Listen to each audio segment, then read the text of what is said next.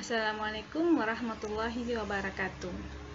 Selamat pagi anak-anak semuanya. Bagaimana kabar kalian pada pagi hari ini? Tentu semuanya masih dalam keadaan sehat ya, dan tentunya juga dalam keadaan yang semangat.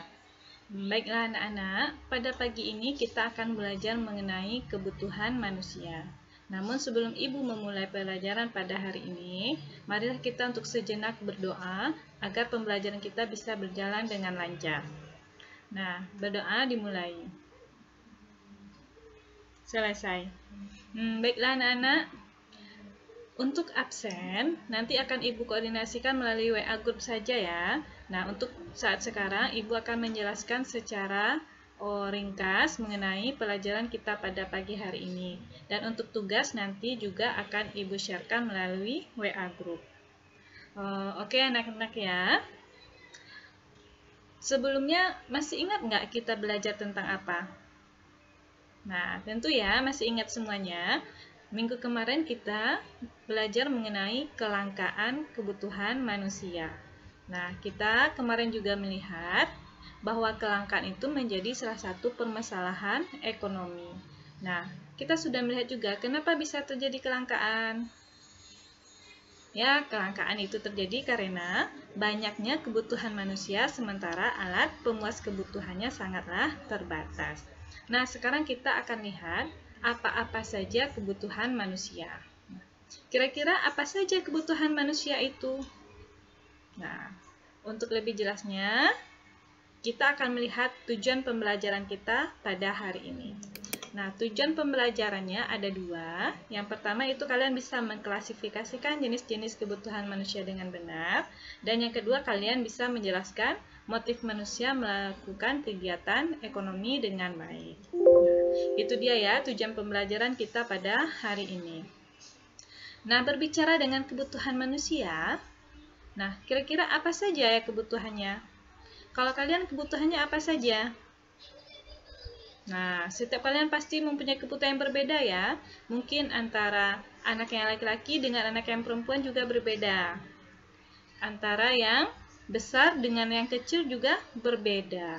Nah, sekarang kita bisa melihat kebutuhan manusia itu bisa kita kelompokkan menjadi 4 macam. Yang pertama itu berdasarkan intensitasnya. Yang kedua berdasarkan sifat. Ketiga waktu. Dan yang keempat adalah subjeknya. Sini ibu akan menjelaskan sedikit saja. Apa itu kebutuhan berdasarkan intensitasnya? Nah, berdasarkan intensitasnya ini, kebutuhan itu menjadi 3. Kalian pasti sering dengar ya, ada kebutuhan primer, sekunder, tersier. Nah, kebutuhan primer itu yaitu kebutuhan pokok yang harus dipenuhi. Contohnya apa? Ya, makan, minum, rumah. Nah, kalau kebutuhan sekunder itu adalah kebutuhan pelengkap. Sementara kebutuhan tersier adalah kebutuhan akan barang mewah. Nah, yang kedua itu kebutuhan menurut sifat. Nah, menurut sifat di sini kebutuhan manusia itu juga ada 2. Yang pertama jasmani dan yang kedua adalah rohani. Apa itu kebutuhan jasmani? Nah, itu adalah kebutuhan yang berhubungan dengan kepuasan jasmani kita. Nah, kalau kebutuhan rohani itu adalah kebutuhan untuk kepentingan jiwa kita. Ini contohnya ya. Nah, yang keempat yaitu kebutuhan menurut waktu penggunaannya. Nah, menurut waktu di sini ada 2 jenis kebutuhannya. Ada yang sekarang dan ada yang akan datang. Nah, kalau kebutuhan sekarang itu adalah kebutuhan yang harus segera dipenuhi. Contohnya obat ya kalau sakit. Nah, kalau yang akan datang itu adalah kebutuhan untuk mempersiapkan kita untuk masa depan seperti menabung. Nah, berikutnya adalah kebutuhan menurut subjeknya. Nah, kalau menurut subjek ini ada 2. Ada yang kebutuhan pribadi dan ada yang kebutuhan kelompok. Kebutuhan pribadi itu kebutuhan untuk pribadi orang. Kalau kelompok itu yang secara bersama-sama seperti jalan, sekolah, dan lainnya. Nah, sekarang kita akan lihat. Dari sekian banyak kebutuhan orang tersebut, apa saja faktor yang mempengaruhinya? Nah, ternyata yang menyebabkan perbedaan kebutuhan manusia itu ada 7 faktor penyebabnya. Yang pertama yaitu faktor jenis kelamin. Nah, yang kedua adalah faktor tingkat pendidikan. Yang ketiga adalah faktor lingkungan tempat tinggal. Yang keempat adalah faktor kemajuan ilmu, pengetahuan, dan teknologi. Sementara yang kelima adalah faktor dari tingkat pendapatan.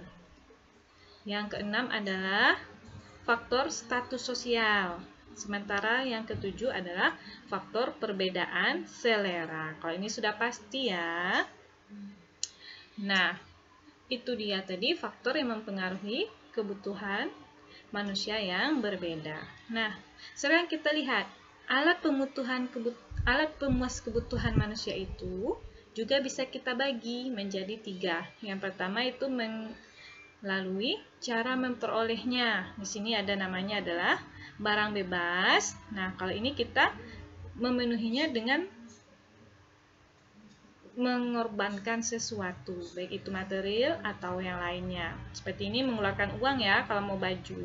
Nah, sementara kebutuhan akan barang bebas itu dia mendapatkannya bebas tanpa ada pengorbanan.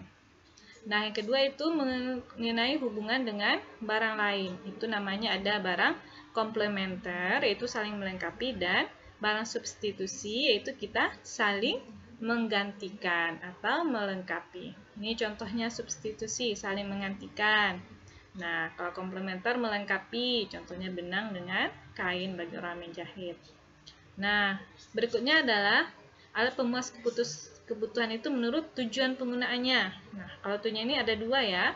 Ada barang produksi modal dan ada barang produksi barang konsumsi. Nah, berikutnya adalah berdasarkan proses pembuatannya. Nah, di sini ada barang mentah, setengah jadi, dan barang jadi. Nah, jadi itulah materi pembelajaran kita pada hari ini. Nah, jadi dapat disimpulkan ya, bahwa kebutuhan manusia itu sangat banyak, jadi bisa kita bagi menjadi 4. Nah, dan alat pemuas kebutuhannya juga bisa kita bagi menjadi 3. Nah, sementara faktor yang menyebabkan perbedaan kebutuhan manusia itu ada 7. Oke anak-anak ya. Nah, nanti kalian setelah melihat video ibu ini, silahkan buka WA grupnya. Di situ ada tugas dari ibu. Kalau ada yang ingin kalian tanyakan, silahkan kalian tanya di dalam WA grup tersebut dan nanti akan ibu jawab di sana ya. Nah, ingat selalu ya, untuk tetap mengerjakan tugasnya, kalian jangan kemana-mana dan tetap menerapkan prinsip 3M. Nah, di zaman corona ini, jangan keluyuran. Ingat ya, 3M. Yang pertama, mencuci tangan. Yang kedua, memakai masker. Dan yang ketiga adalah menjaga jarak. Oke anak-anak ya, sampai di sini ibu menjelaskan dan sampai berjumpa di WA group. Oke anak-anak semuanya, marilah kita menutup pelajaran ini dengan membaca Alhamdulillah. Alhamdulillahirabbil alamin. Oke anak-anak, Assalamualaikum warahmatullahi wabarakatuh.